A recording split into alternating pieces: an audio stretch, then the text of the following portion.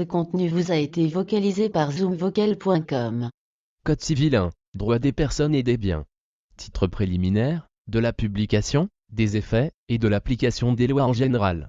Article 1er. Les lois sont exécutoires, dans tout le territoire ivoirien, en vertu de la promulgation, qui en est faite par le président de la République. Elles seront exécutées dans chaque partie de la République, du moment où la promulgation en pourra être connue.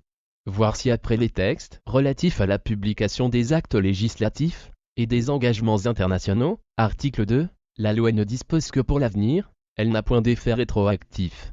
Article 3, les lois de police et de sûreté obligent tous ceux qui habitent le territoire. Les immeubles, même ceux possédés par des étrangers, sont régis par la loi ivoirienne. Les lois concernant l'État et la capacité des personnes régissent les Ivoiriens, même résidant en pays étrangers. Article 4. Le juge qui refusera de juger, sous prétexte du silence, de l'obscurité ou de l'insuffisance de la loi, pourra être poursuivi comme coupable de déni de justice. Article 5. Il est défendu aux juges de prononcer, par voie de dispositions générales et réglementaires, sur les causes qui leur sont soumises. Article 6. On ne peut déroger, par des conventions particulières aux lois, qui intéressent l'ordre public et les bonnes mœurs. Livre 1er des personnes. Titre 3. Du domicile. Article 102. Le domicile de tout Ivoirien, quant à l'exercice de ses droits civils, est au lieu où il a son principal établissement. Article 103. Le changement de domicile s'opérera par le fait d'une habitation réelle dans un autre lieu, joint à l'intention d'y fixer son principal établissement.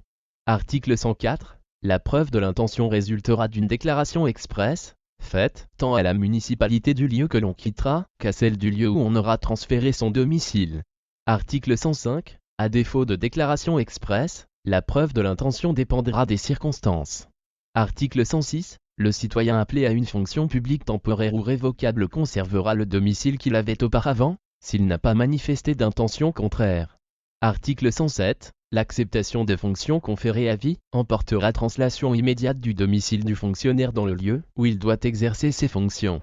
Article 108. La femme mariée n'a point d'autre domicile que celui de son mari. Le mineur non émancipé aura son domicile chez ses pères et mères ou tuteurs. Le majeur interdit aura le sien chez son tuteur. La femme séparée de corps cesse d'avoir pour domicile légal le domicile de son mari. Néanmoins, toute signification faite à la femme séparée, en matière de questions d'État, devra également être adressée à son mari, à peine de nullité. Article 109. Les majeurs qui servent ou travaillent habituellement chez autrui, auront le même domicile que la personne qu'ils servent, ou chez laquelle ils travaillent lorsqu'ils demeureront avec elle dans la même maison. Article 110. Le lieu où la succession s'ouvrira sera déterminé par le domicile. Article 111. Lorsqu'un acte contiendra, de la part des parties ou de l'une d'elles, élection de domicile pour l'exécution de ce même acte, dans un autre lieu que celui du domicile réel, les significations, demandes et poursuites relatives à cet acte, pourront être faites au domicile convenu, et devant le juge de ce domicile. Titre 4. Des absents. Chapitre 3. Des effets de l'absence. Section 3. Des effets de l'absence relativement au mariage.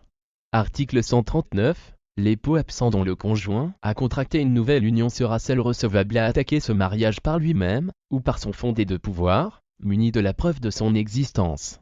Article 140. Si l'époux absent n'a point laissé de parents habiles à lui succéder, l'autre époux pourra demander l'envoi en possession provisoire des biens. Titre 11e. De la majorité, de l'interdiction, et du conseil judiciaire. Chapitre 1er. De la majorité. Article 488 du 2 février 1933, la majorité est fixée à 21 ans accomplis. À cet âge, on est capable de tous les actes de la vie civile. Chapitre 2, de l'interdiction. Article 489, le majeur qui est dans un état habituel d'imbécilité, de démence ou de fureur, doit être interdit, même lorsque cet état présente des intervalles lucides. Article 490, tout parent est recevable à provoquer l'interdiction de son parent. Il en est de même de l'un des époux à l'égard de l'autre.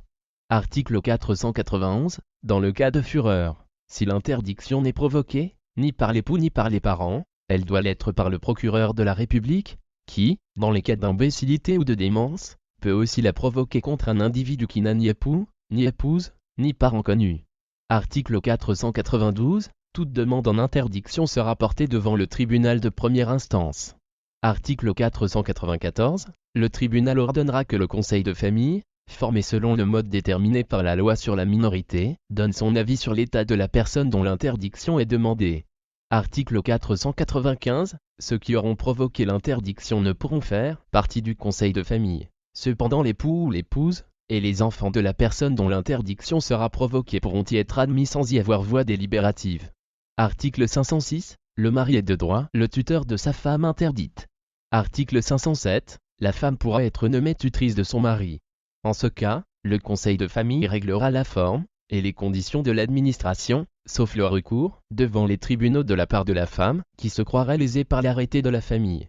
Article 508. Nul, à l'exception des époux, des ascendants et descendants, ne sera tenu de conserver la tutelle d'un interdit au-delà de 10 ans.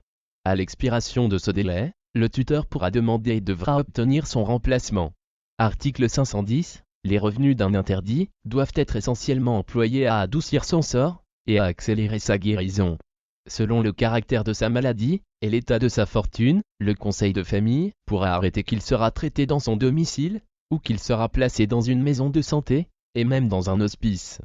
Article 511. Lorsqu'il sera question du mariage de l'enfant d'un interdit, la dot ou l'avancement-douarie et les autres conventions matrimoniales seront réglées par un avis du conseil de famille, homologué par le tribunal, sur les conclusions du procureur de la République.